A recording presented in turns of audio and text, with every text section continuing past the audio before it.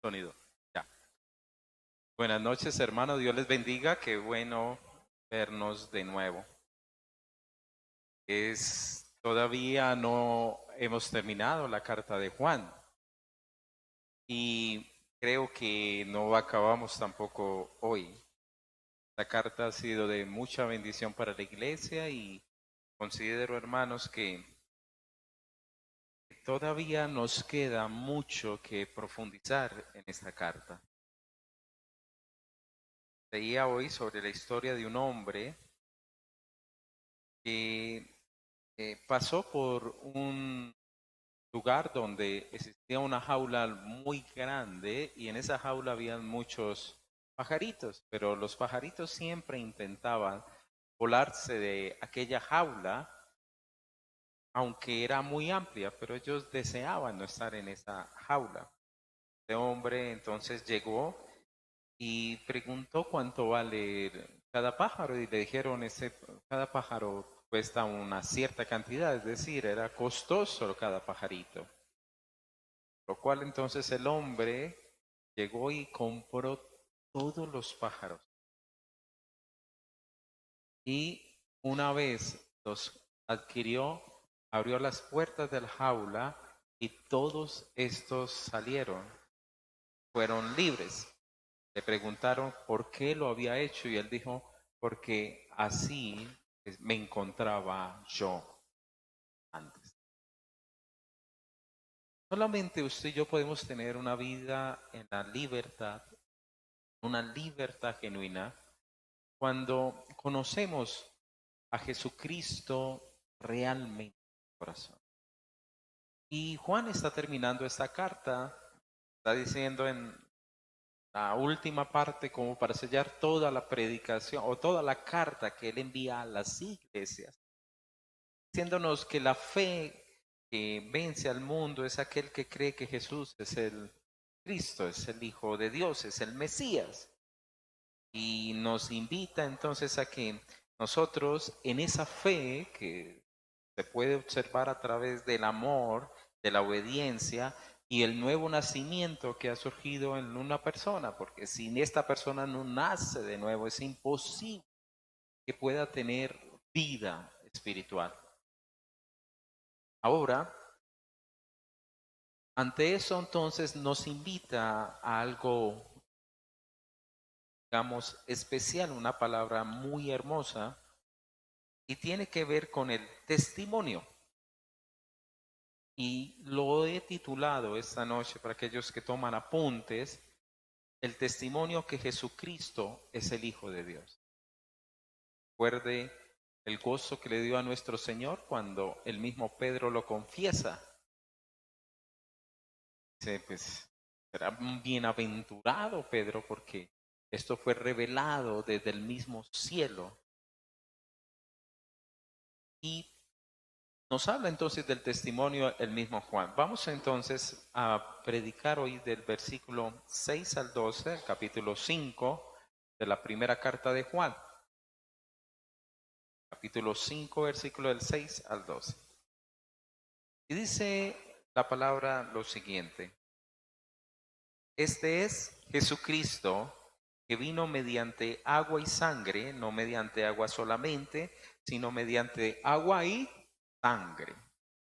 Y el Espíritu es el que da testimonio, porque el Espíritu es la verdad. Porque tres son los que dan testimonio en el cielo: Padre, el Verbo y el Espíritu Santo, y estos tres son uno. Y tres son los que dan testimonio en la tierra: el Espíritu, el agua y la sangre, y estos tres concuerdan. Si recibimos el testimonio de los hombres, mayor es el testimonio de Dios, porque este es el testimonio con que Dios ha testificado acerca de su Hijo. El que cree en el Hijo de Dios tiene el testimonio en sí mismo. El que no cree a Dios le ha hecho mentiroso porque no ha creído en el testimonio que Dios ha dado acerca de su Hijo. Y este es el testimonio, que Dios nos ha dado vida eterna y esa vida está en su Hijo. El que tiene al Hijo tiene la vida y el que no tiene al Hijo de Dios no tiene la vida. Y deseo, queridos hermanos, tocar tres puntos en esta noche. 3 puntos con respecto a la importancia del testimonio de que Jesús es el Hijo de Dios. Y meramente podemos observar que ese testimonio es supremamente importante para nuestras vidas y debemos aprender a abrazarlo para nuestras vidas porque es de una dimensión divina y terrenal. Es decir, es divino y terrenal el testimonio que nosotros tenemos de nuestro Señor Jesucristo. Mismo Juan, aquel hombre que estuvo cerca a la cruz. Recuerde que los demás apóstoles, ¿qué sucedió? Huyen y Jesús queda allí con las valientes mujeres. Por eso Juan fue el que quedó a cargo de María. Y el mismo Juan, dentro del testimonio que él observó en la cruz, en su evangelio, nos habla de aquella lanza que traspasó su costado.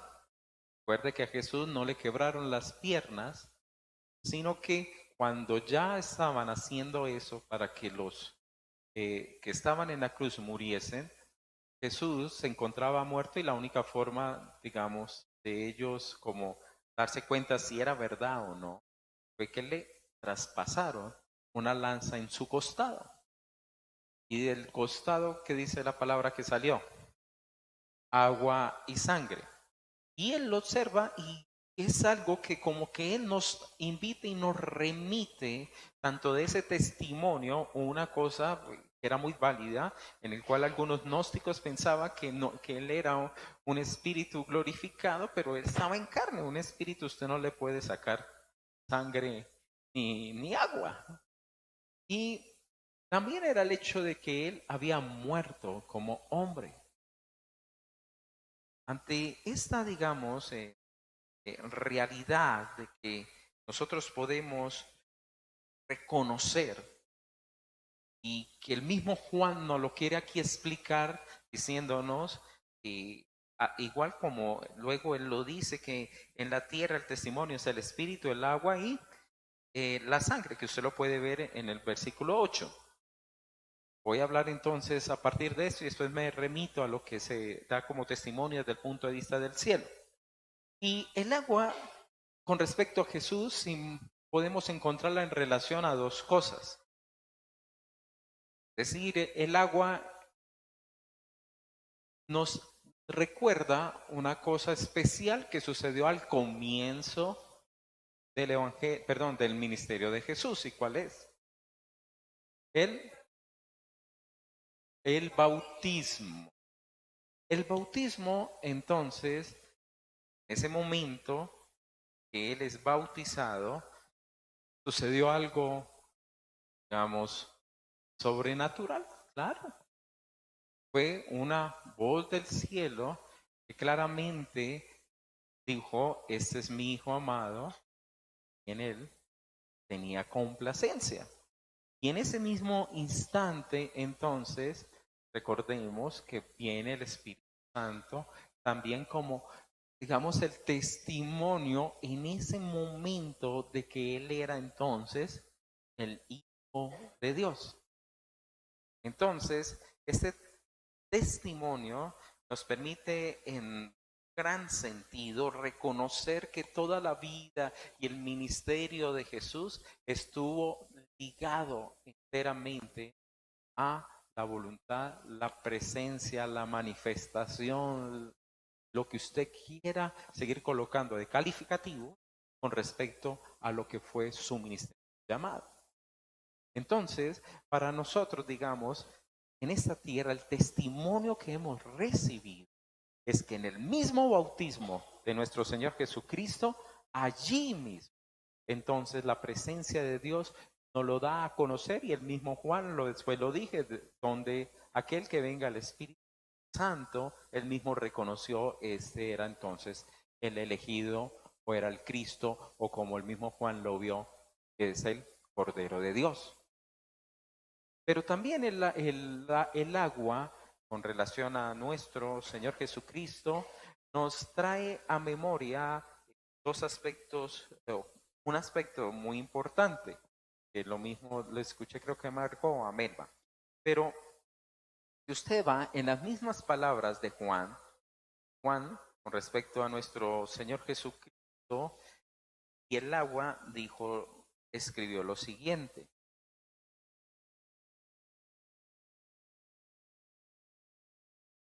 Así.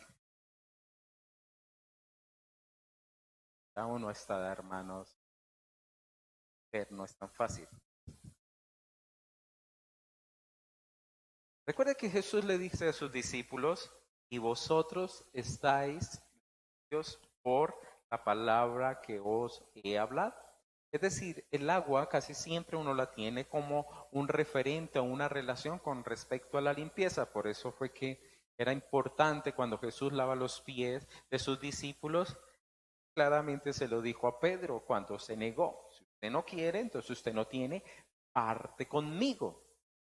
El agua entonces nos representa digamos, no solamente el bautismo, sino que también nos representa la palabra de Dios que tiene la función de ¿qué? De limpiarnos a cada uno de nosotros. El mismo Juan en versículo 17, recuerde que esta es la oración de Jesús por sus discípulos. Él dijo, santifícalos en tu verdad, tu palabra entonces es verdad. Entonces tenemos por la palabra, nos ha limpiado, la misma palabra que nos santifica porque la misma palabra es la verdad. Recuerde que al Espíritu Santo, ¿cómo se le llama? Sí, y el Espíritu de verdad.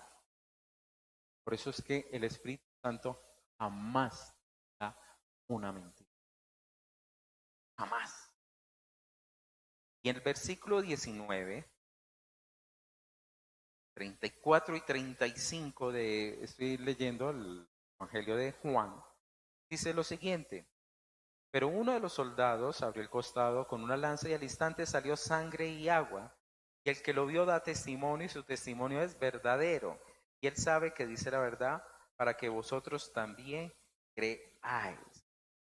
De ahí entonces podemos decir que este Juan ha comprendido realmente por medio de la revelación del Espíritu Santo que se encargó que esto nos quedase escrito, que Jesús tenemos en él un testimonio en sí mismo y en su ministerio y la capacidad que tenemos de él de ser limpiados y santificados por sus palabras. Entonces, es un testimonio que yo debemos abrigar en nuestro, porque Jesús. Pero dijo que vino en agua y qué más? Que sangre, no solamente en aguas, no solamente en sangre, sino en agua y sangre. Ahora, usted y yo reconocemos que la sangre tiene una función en medio de la Biblia y está ligada entonces al sacrificio, es decir, era necesario para el perdón que existiese un sacrificio en medio. Entonces, el mismo sacrificio de Jesús debe ser para nosotros un testimonio de que Él era el Hijo de Dios. El mismo Juan, usted dejó la piolita en Juan 5, ¿no? Aspiro la carta de Juan. Devuélvase un poquito al capítulo 4, versículo 9 y 10. Usted va a observar lo siguiente. El Juan nos había dicho sobre el amor de Dios. Y se expresa así. En esto mostró el amor de Dios para con nosotros, en que Dios envió a su Hijo unigénito al mundo para que vivamos por él. En esto consiste el amor, no que nosotros hayamos amado a Dios, sino que Él nos amó a nosotros y envió a su Hijo en propiciación por nuestros pecados. Ahora, la parte de la propiciación significaba satisfacer la justicia de Dios. Recuerde que la tapa del arca donde se encuentran los dos ángeles en el simbolismo, allí llegaba el sacerdote, echaba la sangre de uno de los corderos que era sacrificado por todos los pecados del pueblo. Entonces, ¿qué sucedía? La propiciación era el, el tomar esa justicia, realizarla. Hay personas que dicen Dios es tan bueno que no juzgará a nadie. Tristemente es el concepto que mucha gente tiene de Dios. Piensa que Dios es un viejito, bonachón, barbado, tipo de Papá Noel. Pero yo les pregunto, ¿qué pensaría usted de un juez en el cual llegó un personaje que mató, asesinó, violó, quemó gente viva y tal cosa? Si el juez le dijera, no, usted es libre, ¿usted qué diría de ese juez? Es un juez totalmente injusto, porque entonces no hizo justicia a aquellos que sufrieron el dolor, la pérdida, etcétera, etcétera. Entonces, era necesario que se hiciese justicia.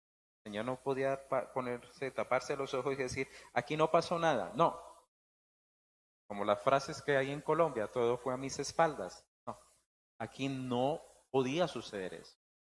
Por lo cual entonces era necesario suplir entonces esa culpa y esa injusticia. La única manera de suplirla era que el mismo Señor asumiera cargo.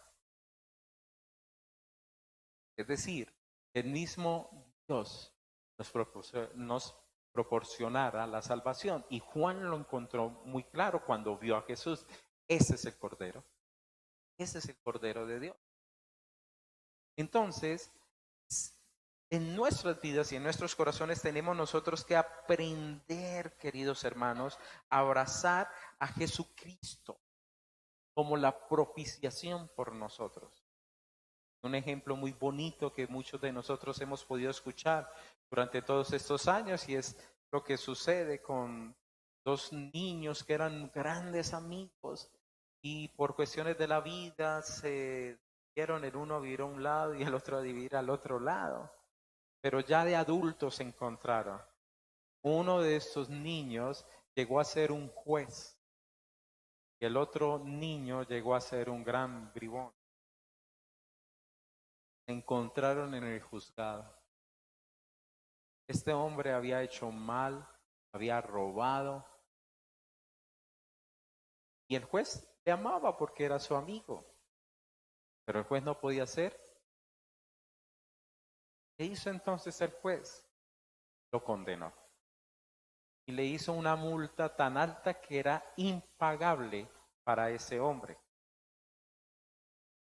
Luego que él dice, esta es su multa, se bajó, fue donde su amigo y le dijo, yo sé que usted no tiene con qué pagar. Él sacó plata de su billetera, entregó, tome, pague por el delito. Hizo justicia, claro. El otro no podía pagar, sí podía pagar. Eso fue lo que Jesús hizo con nosotros cuando nos ha redimido. Por eso es que la sangre misma del Señor Jesucristo es testimonio para nuestras vidas de que nosotros recibimos el perdón de pecados.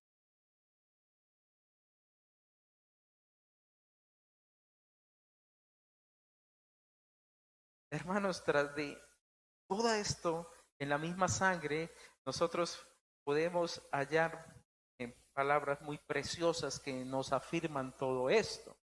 Por ejemplo, en Hebreos 9:22, la palabra dice lo siguiente: sin derramamiento de sangre no hay remisión de pecados. Ahora, ¿qué significa remisión? Remitir es separar, es enviar a otros lados, ¿sí me entiende?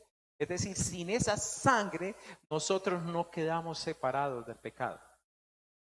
Recuerde que dijo Pablo con respecto al pecado que mora en él.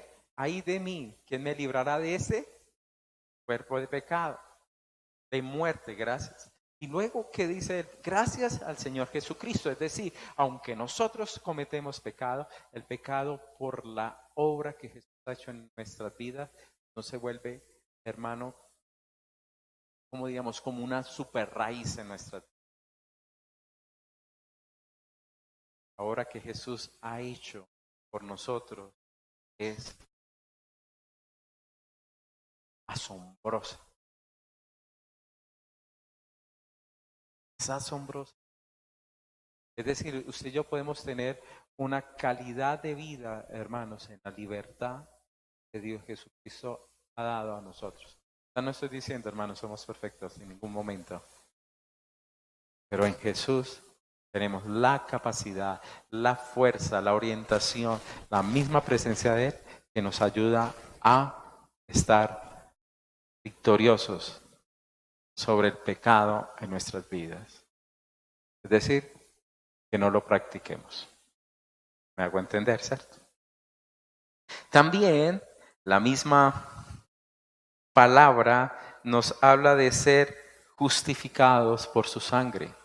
Ahora, la justificación de la sangre en Jesús es, hermano, que ya nosotros somos declarados justos. Es decir, en el momento de que este hombre que está condenado paga su multa, ¿qué sucede? ¿Qué le toca decirle al juez? Usted cumplió con la condena o con la multa, por lo cual usted ahorita es libre.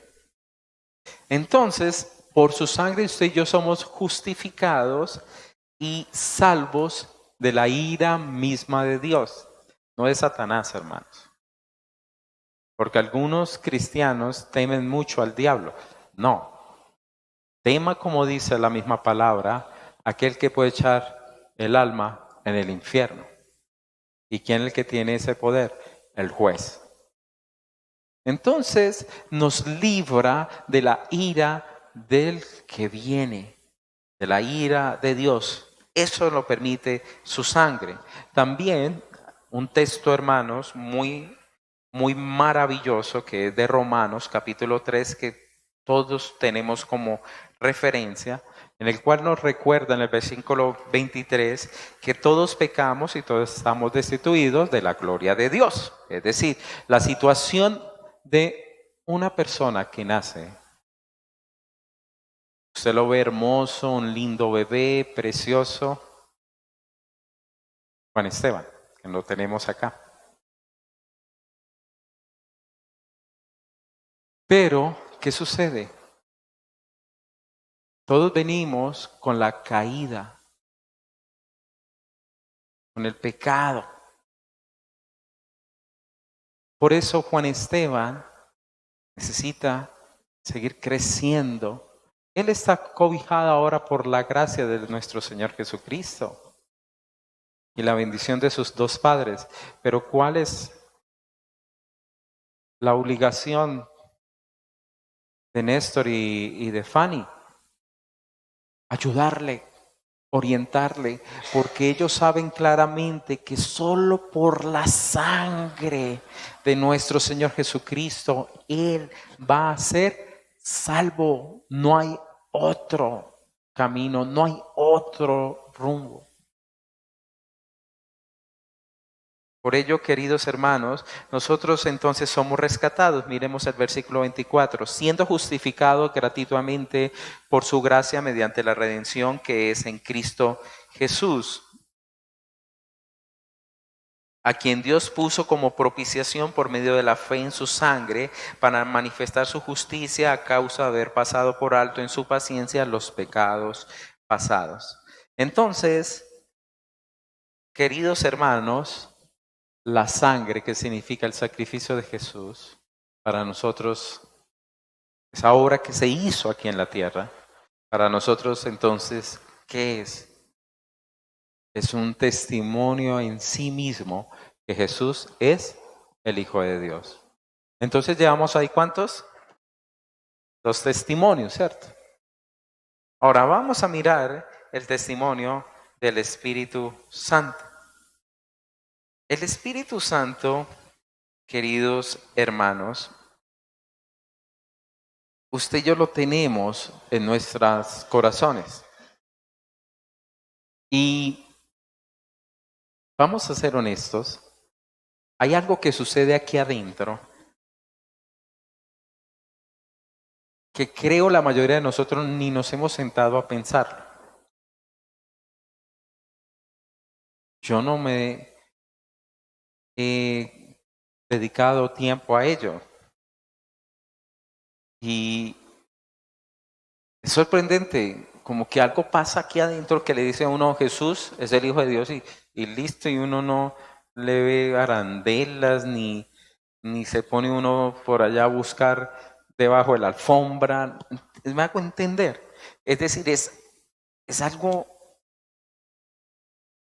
sí, es sorprendente,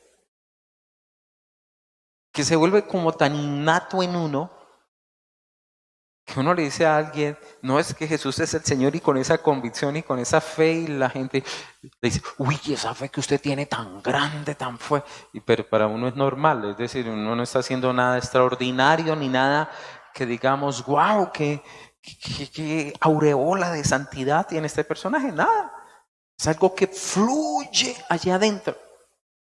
¿Y quién es? Es la presencia del Espíritu Santo en medio de nuestras vidas. Recuerde que Él nos guiará a toda verdad. Y el mismo Juan habla fuertemente del testimonio del Espíritu Santo en nuestras propias vidas, como un sello de que somos, ¿qué? Hijos de Dios. Recuerde que algo que nos define como hijos de Dios es que hayamos nacido de nuevo. La Biblia dice que usted y yo estábamos muertos en delitos y en pecados. Y Él nos ha dado vida en Cristo Jesús, por el Espíritu Santo, es decir, en la victoria del sacrificio de Jesús. El Espíritu Santo viene a la iglesia,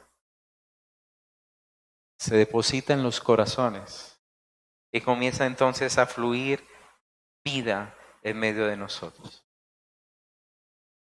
¿Esto no me parece eso maravilloso, hermanos? Yo les soy honesto. Algunas veces el hombre carnal se quiere levantar.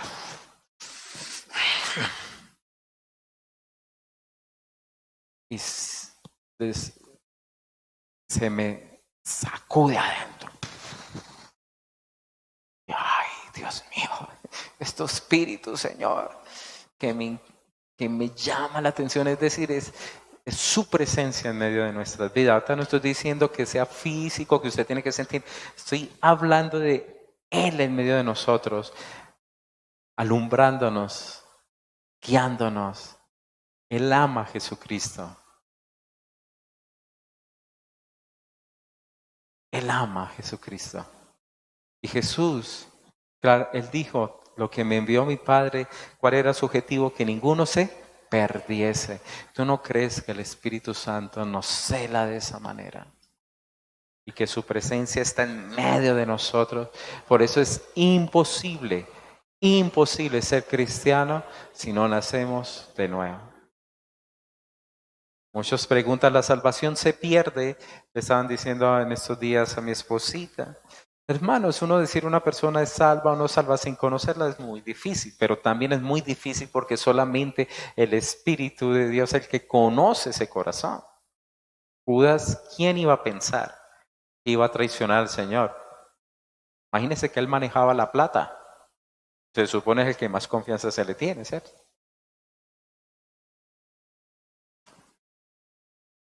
Pero el que nace de nuevo, hermanos, realmente el que nace de nuevo, ha recibido la vida. El problema es que muchos se entusiasman, mucho en su entendimiento comprenden, pero no nacieron de nuevo. Por eso usted y yo, como testimonio de que Jesús es el Hijo de Dios, es que he nacido de nuevo. ¿Y cómo me doy cuenta de que nací de nuevo? Porque todo eso que hemos dicho, esos testimonios, para mí cobra una alta validez. Cobra una alta validez para mí. Lo que antes hacía, ya no lo hago.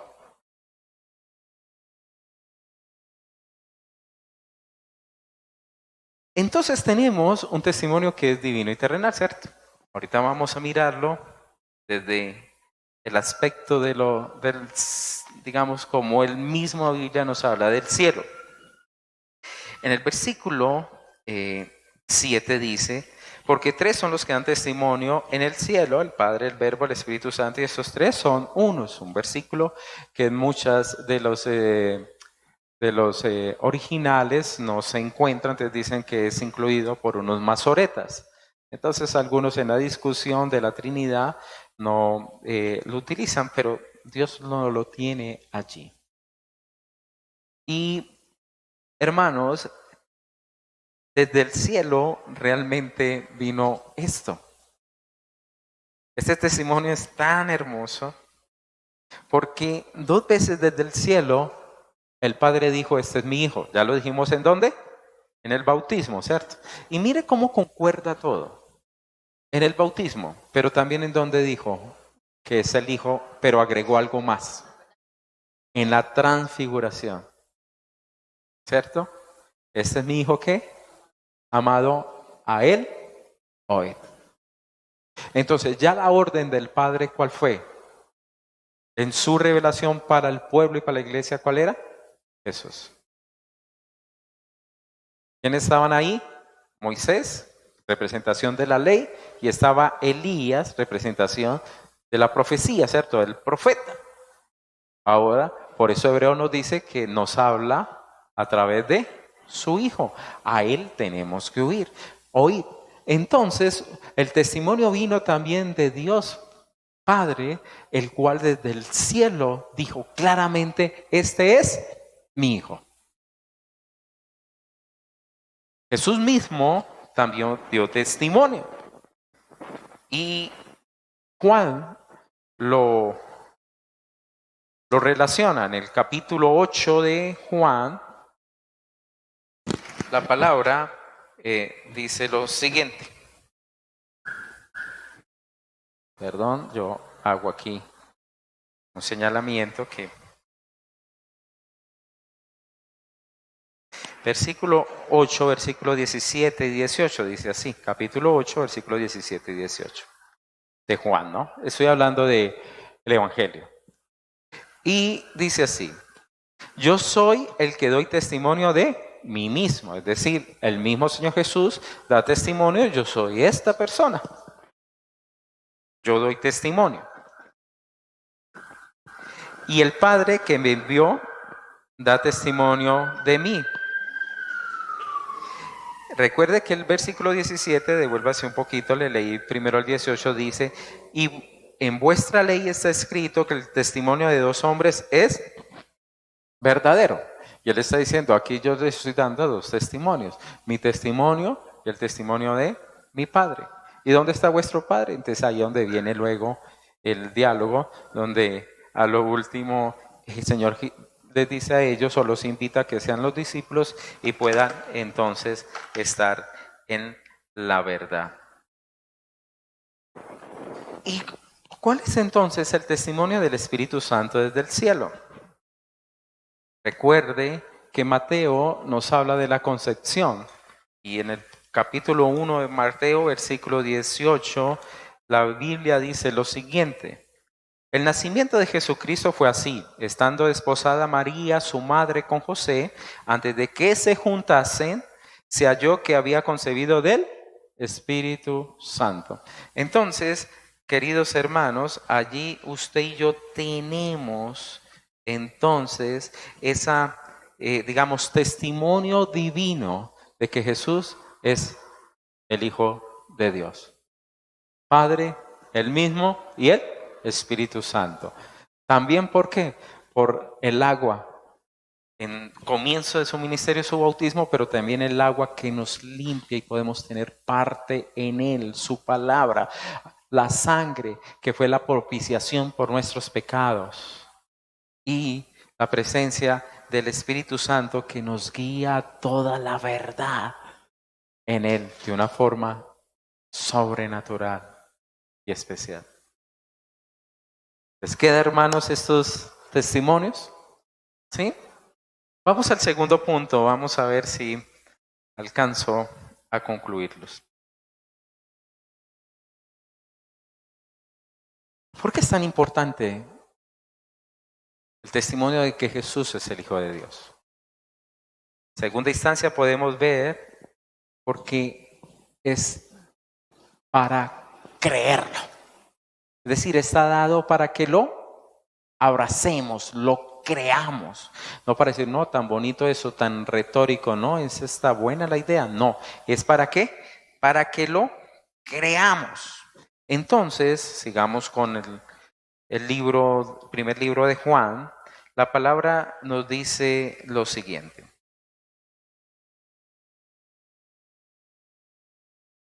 9. Si recibimos el testimonio de los hombres, mayor es el testimonio de Dios. Ya les expliqué cuál es el testimonio del cielo. Porque ese es el testimonio con que Dios ha testificado acerca de su Hijo. Y dice así, 10. El que cree en el Hijo de Dios tiene que el testimonio en sí mismo. El que no cree a Dios le ha hecho mentiroso porque no ha creído en el testimonio que Dios ha dado acerca de su Hijo. Dejémoslo hasta ahí. Ahora, aquí se nos abre en dos rutas.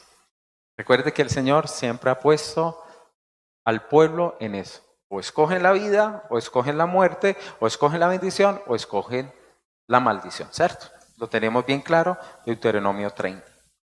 Ahora, aquí nos está diciendo la palabra, hay un testimonio de Dios. Ahora, si usted le cree a 2 o 3 personas, ¿por qué no cree en Dios? Nos está diciendo el mismo Juan. Y dice, el que cree en que Jesús es el Hijo de Dios, tiene el testimonio en sí mismo. ¿Por qué? Porque ha creído en Dios. El que no cree, pues ha hecho mentiroso a Dios. En pocas palabras, ¿qué es lo que está sucediendo? Que cuando alguien no cree que Jesús es el Hijo de Dios, está diciéndole en la cara a Dios, usted es un mentiroso. ¿Se da cuenta lo delicado del asunto?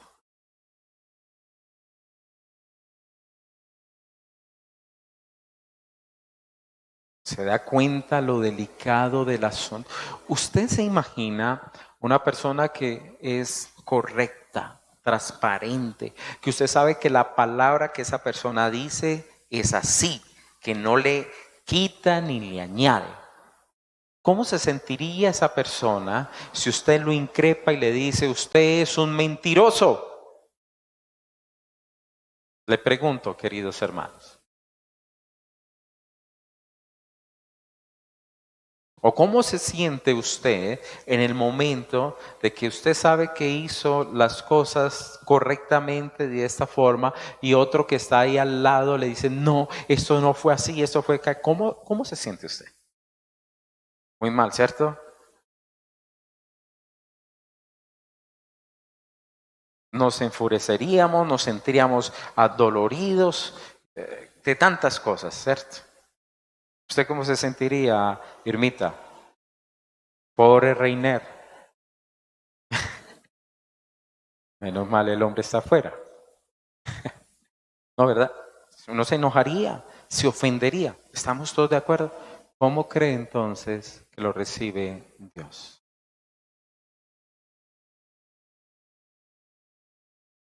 ¿Recuerda lo que nos habla Hebreos? Que dice, no endurezcáis vuestro corazón. ¿Para qué? Para que puedan escuchar la voz de Dios. ¿Y por qué se endureció? Por causa de incredulidad. ¿Y qué dijo el Señor que juró? No van a entrar en su reposo. ¿Entiende por qué es tan delicado esto? ¿Y por qué Juan nos está sellando el testimonio diciéndonos, el que tiene esto, tiene el testimonio, se ha hecho vida y le cree a Dios? El que rechaza a Jesús como Hijo de Dios, le está diciendo a Dios mismo, todo esto es un montaje, es una mentira. No sé cómo se van a parar delante de Él en el día de su trono. Dios santo, Eso va a ser terrible. Y Juan lo entiende muy bien. ¿Quién fue el que nos dijo? Porque de tal manera amó Dios al mundo que ha dado a su Hijo unigénito para que todo aquel que en Él crea no se pierda, mas tenga ¿qué? Vida eterna. Pablo dijo, porque la paga del pecado es la muerte, mas la dádiva, el regalo de Dios es vida eterna en Cristo Jesús, Señor nuestro. Efesios 2:8 dice lo siguiente, porque por gracia sois salvos por medio de la fe, y eso no de vosotros, pues es que es un don, es un regalo, y ese es el testimonio, el regalo mismo, empacado en un pesebre. Por ello, claramente dice, el que cree en el Hijo de Dios tiene el testimonio, y el que no cree, entonces le está diciendo a Dios, usted es mentiroso. Por eso es importante, queridos hermanos, que nosotros creamos en el Hijo de Dios. Por último, porque es importante el testimonio de que Jesús es el Hijo de Dios, porque es la vida eterna. Es la vida eterna. Mire el versículo 11. Y ese es el testimonio que Dios nos ha dado, vida eterna. Y esta vida está en su Hijo. No hay otra. No hay otra. ¿Dónde está la vida eterna? En su Hijo. Listo. No nos está diciendo que hay más opciones. No hay más opciones. Y el que tiene al Hijo tiene la vida. El que no tiene al Hijo de Dios no tiene la vida. Y Él es muy claro. ¿Sí? ¿Listo? Él es muy claro en esto. Si tiene al Hijo de Dios, tiene la vida. El que no lo tiene, no lo tiene. No tiene la vida. Y Juan, este discípulo amado, nos muestra mucho sobre la vida en Jesús. Vamos a dejar que Juan nos hable. Vaya usted conmigo, deje la piolita ahí. Y vaya conmigo al Evangelio de Juan, capítulo 1.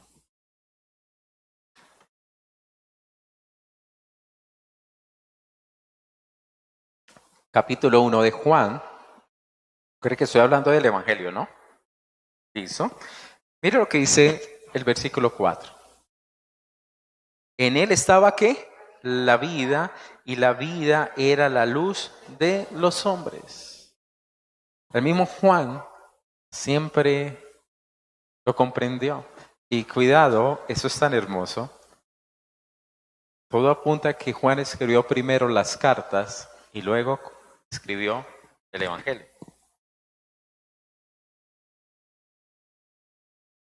¿Oyó? Entonces, él decía claramente lo siguiente, en él estaba la vida. ¿Listo? Juan no lo está diciendo. Vaya al capítulo 10, versículo 10.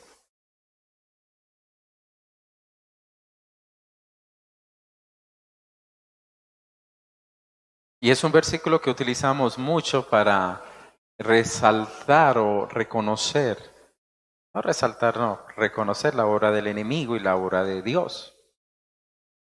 Y dice así, el ladrón no viene sino para hurtar y matar y destruir. Es decir, no hace una sola cosa a la vez, sino todas las tres quiere hacerlas. ¿Listo? Y yo he venido para que tengan ¿qué? Vida, y para que la tengan en abundancia. Es decir, que no mengue, que quedemos saciados. Estamos saciados y todavía queda. Por eso es que le dijo a la mujer samaritana, Si tú supieras quién es el que te habla, le pedirías el agua viva, donde nosotros podemos ser saciados. Sigamos con Juan, que nos sigue mostrando. Pase una hojita, 11:25, dice lo siguiente. Y le dijo Jesús, yo soy la resurrección y la vida.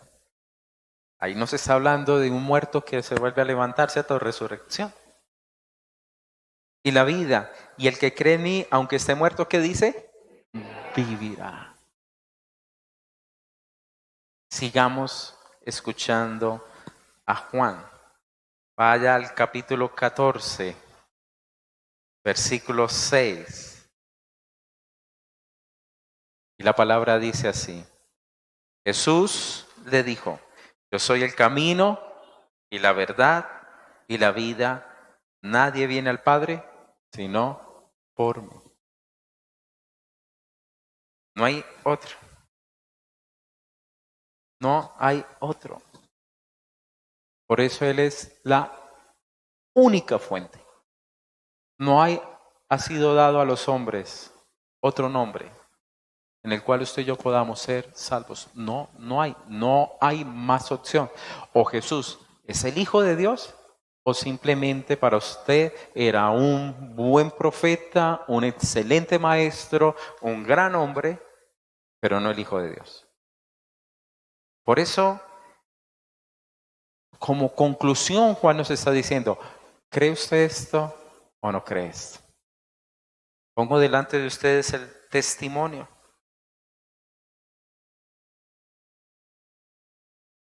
Lo pongo delante de ustedes. El que tiene el testimonio en sí mismo es porque tiene el Hijo de Dios. Y el que tiene el Hijo de Dios tiene la vida. Por eso, queridos hermanos, de esto depende la eternidad. ¿Es o no es Jesús el Hijo de Dios para usted? Amén.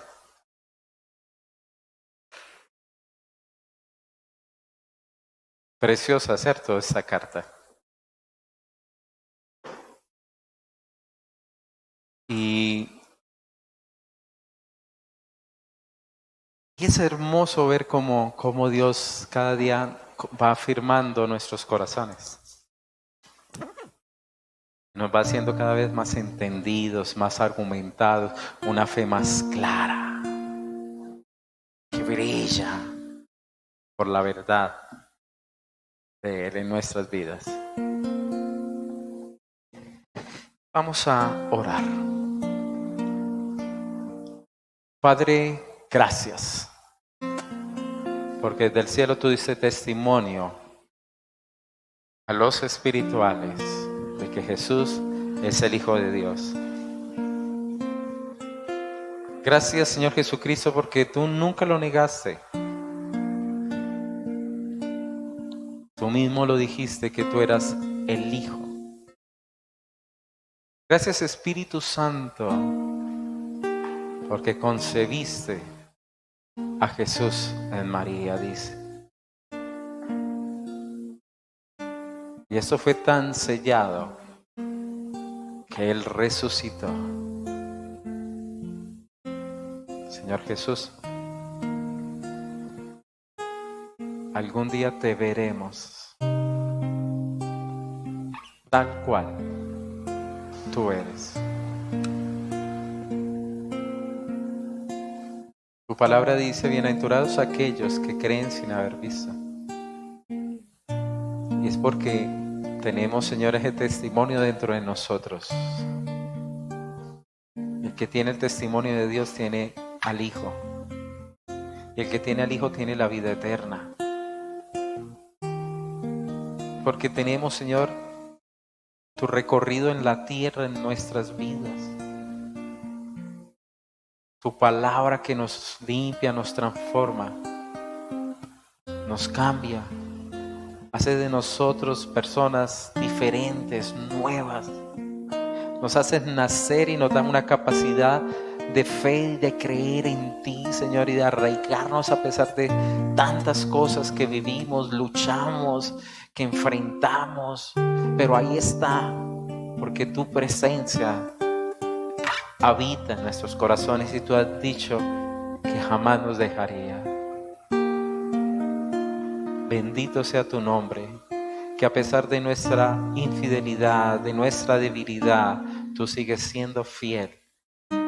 Tú nos levantas, tú nos proteges. Bendito Hijo de Dios. Reconocemos que Jesús es tu Hijo. Reconocemos que es la dádiva de Dios, el regalo de Dios en el cual podemos tener vida eterna. Porque en su sangre, en la cruz del Calvario, pagó por todos mis pecados, por todos. Ninguno quedó sin ser pago. Todos mis pecados has perdonado.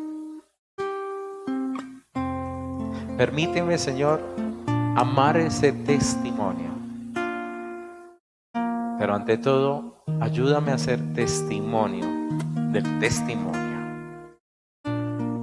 Para vivir, Señor, honrándote, exaltando, hablando de otros, de las maravillas y de tu obra. Y que muchos puedan beber, Señor, del poder de Dios a través del Evangelio para la salvación. Y que aprendamos, Señor, cada día más a ser agradecidos con tu corazón, Padre, con tu amor por nosotros, Señor Jesucristo, por tu fidelidad, Santo Espíritu, por Dios mismo en medio de nosotros. Gracias. Permítenos exaltarte, adorarte y agradecerte esta noche, Señor. Dime gracia del Señor, Que que a un infeliz salvó, pues ciego más hoy ve.